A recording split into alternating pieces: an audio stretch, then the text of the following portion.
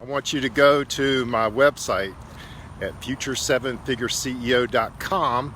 Pick up your free ebook that'll give you the 7 biggest takeaways between the difference between my 6-figure business and my 7-figure business. There are some big differences, and one got capped at 6 and one grew into 7. So it's day 173 of Walk with Winston. It's good to be back in Tampa.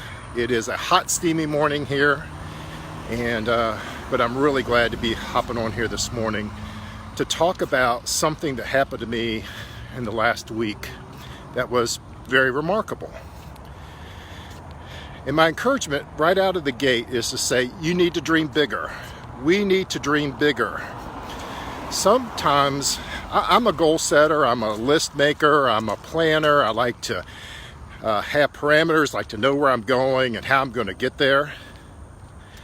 But earlier this year, I was challenged by 2 different mentors, basically saying the same thing.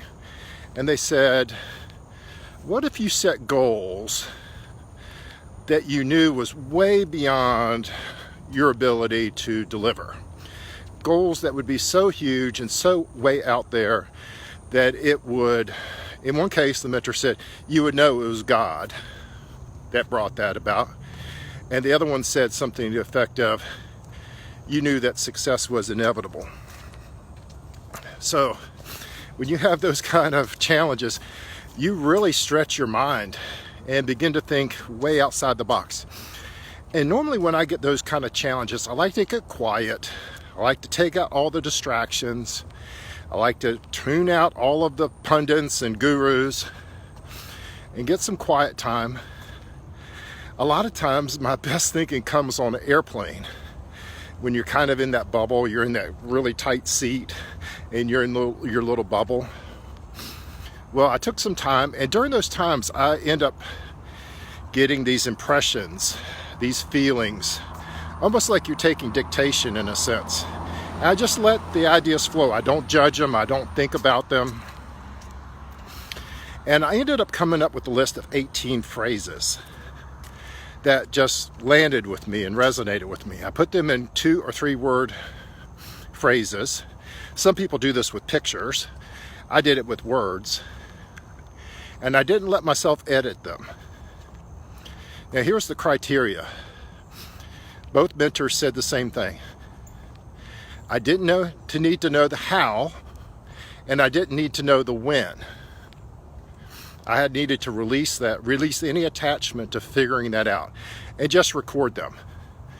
So I've got a whiteboard right behind my monitor at my home office, and those 18 phrases are on the big whiteboard right behind there. It's eye level to me. And I wrote them down, and they're there every day, and I look at them. But I honestly felt like some of those would take years to be achieved. And one that I thought was the furthest away actually came true the first. I'd written on there stage/BA. Now BA is my 2-word mantra for begin again. We'll talk more about that in future lives. But I thought, wow, that one's way out there because A, I don't have a message. B, no one knows about it. C, I don't have this huge audience. I don't have a podcast. I don't have a big mailing list. I'm not really out there.